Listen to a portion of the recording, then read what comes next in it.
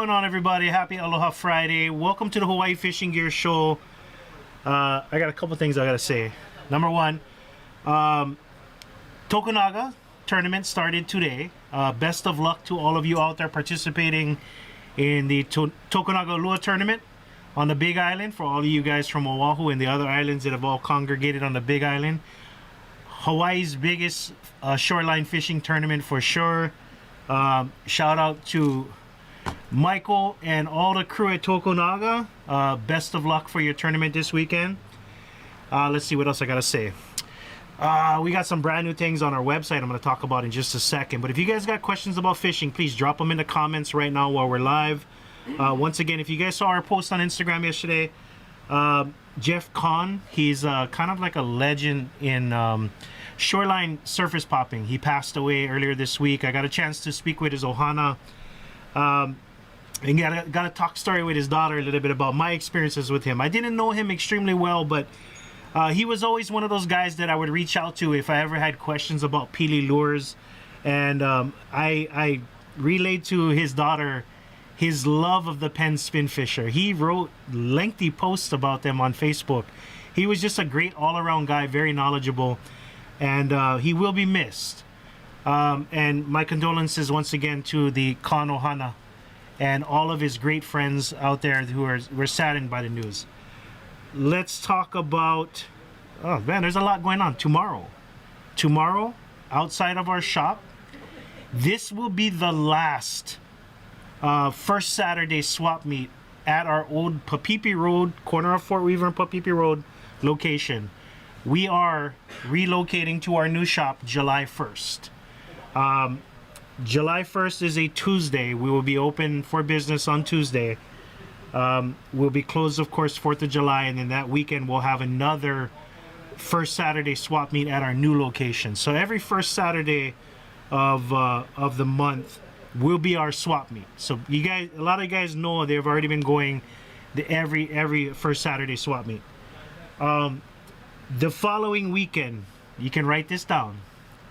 The 11th, 12th, and 13th of July will be our grand opening weekend, and we are going to celebrate our grand opening weekend here in Ewa Beach by bringing back, I've been talking with Danny. How's it, Danny? How you doing?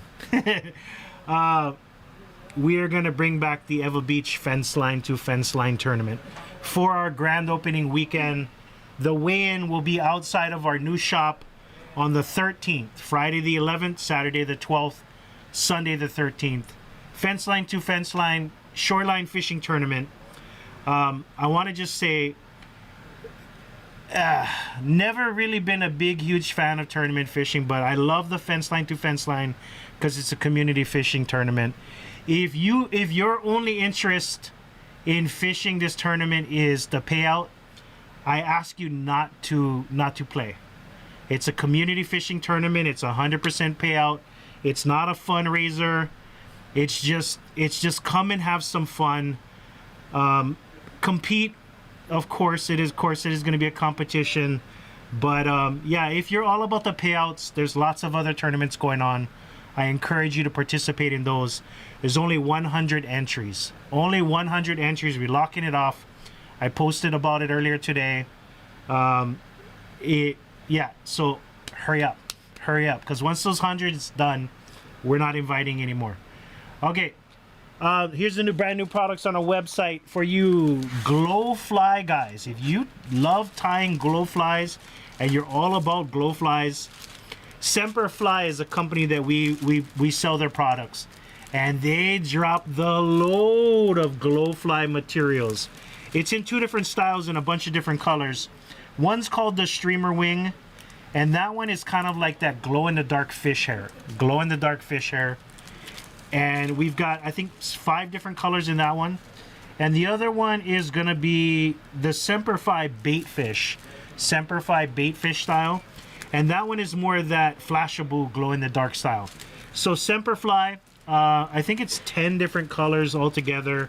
10 different styles altogether. They're on the front page of the website under new products.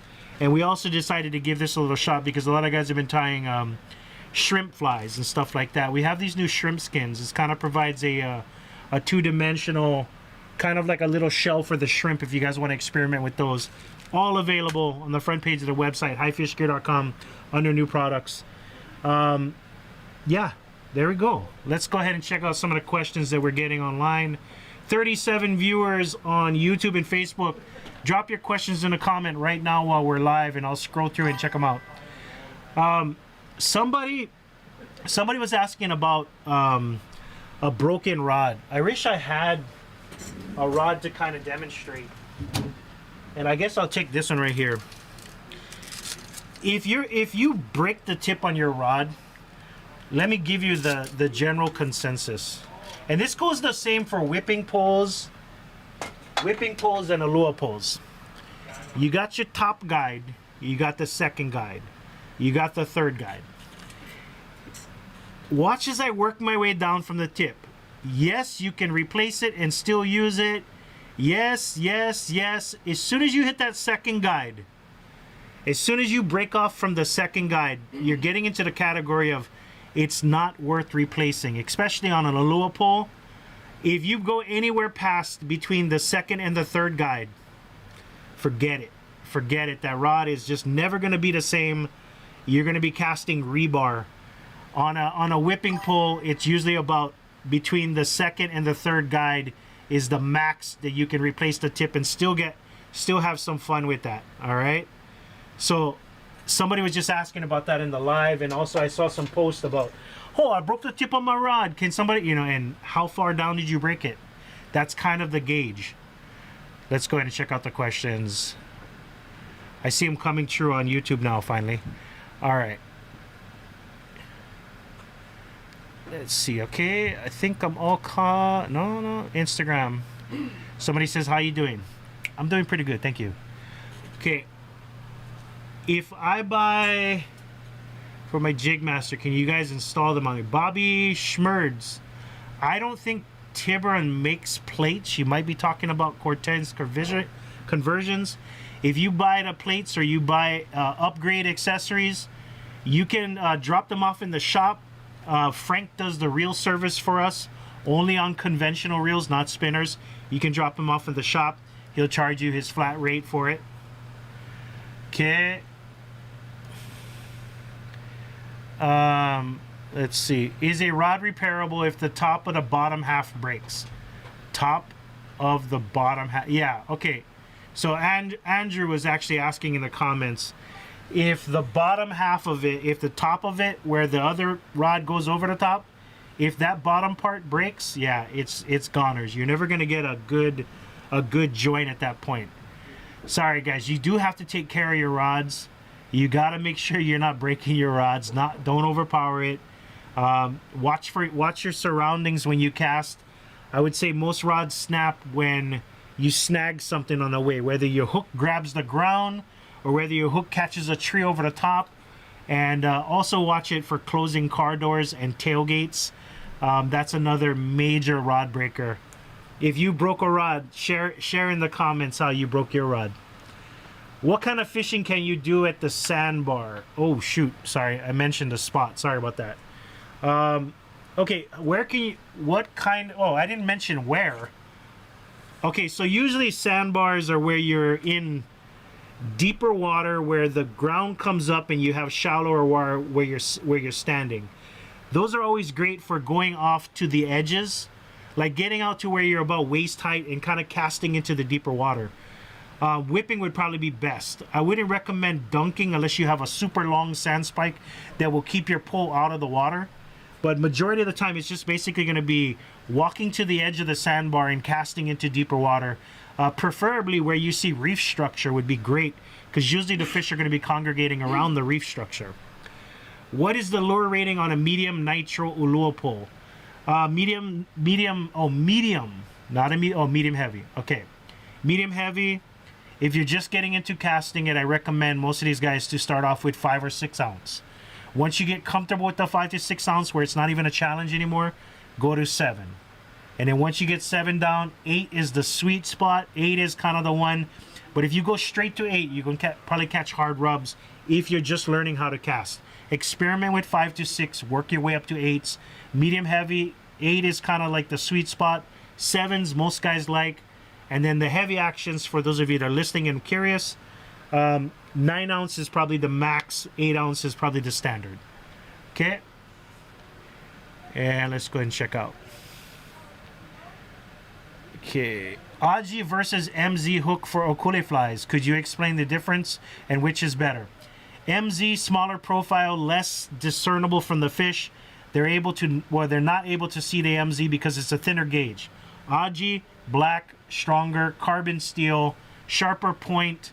The gape of the hook is a little bit wider. I think most guys that are making Okule flies, they usually go with the MZ because the MZ is pretty much the standard for a lot of spider flies out there. Guys that like to get fancy, they go with the Aji. But I tell you what, Aji is basically means Okule. Aji is like the Japanese word for Okule, Aji. But most guys prefer the MZ, whether the silver or the gold.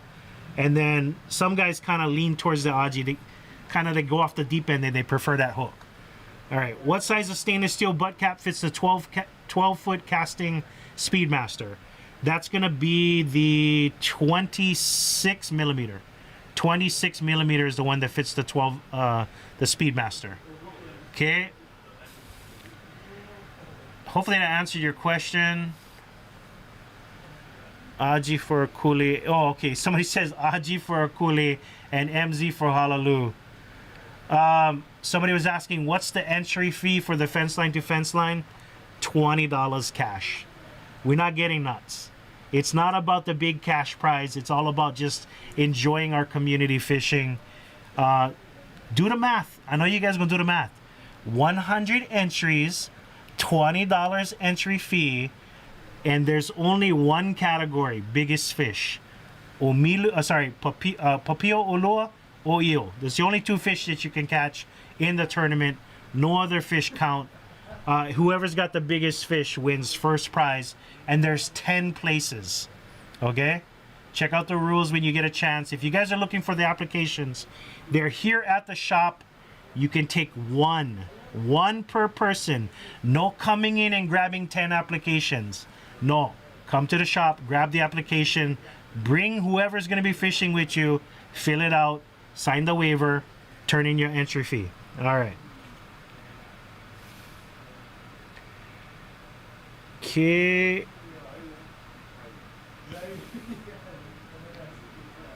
Any tips when whipping with bubble float? You know what? Experiment with different techniques. Number one, bomb it out, rip it in. That's usually what I like to do. Is first cast, I do a light cast just to make sure all systems are checked.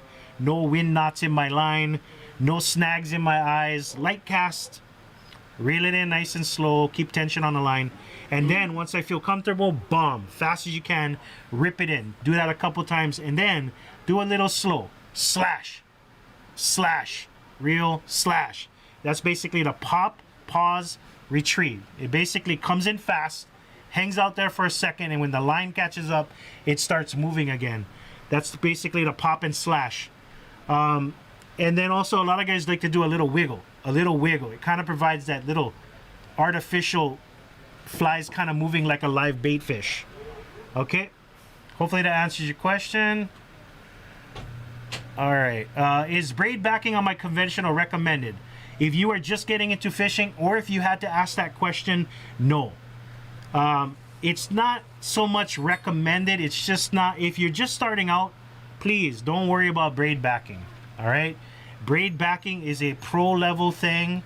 If you're constantly fishing places where you're getting spooled, or you're getting down to where you can see the spool, or you've been spooled, those are the cases where you need the braid backing. Right now, when you're first getting into casting, 40, 30 pound test, 50 pound test, you can just run all the way straight mono on your reel. There's no need for a braid backing. I know some guys that have been around the block 100 times, they still don't like the braid backing. Braid backing gives you about an extra 100 yards. When you get down to the braid backing and you only got 100 yards left, that's when you know you got to start kind of worrying and start maybe not letting the fish run as so much. Everybody's got their opinions on it, but we've discussed it with a bunch of people. Braid backing is not necessarily, especially if you're just getting into fishing. The guys that have the braid backing, they've been around the block. They've been spooled. That's the reason why they have the braid backing. Not necessary. And I think I already answered that question. Roll up the back of the 4Runner. Oh, that's rough.